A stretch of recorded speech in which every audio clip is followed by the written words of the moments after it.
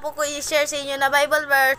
For if all of you forgive men their trespasses, your heavenly Father will also forgive you.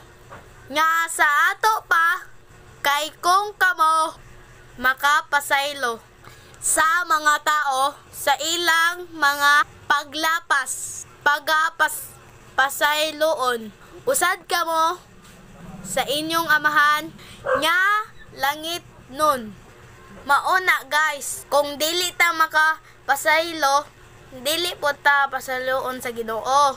Dili pod makapasaylo sa uban. Samara gipaka sakitan nato atong kasing-kasing kay sigitag dumdum sa ilang sala. Unya masakit ta, mapangit pa jud ta. Kung gusto ta magpabilin na gwapo o gwapa, ato sila pasayloon.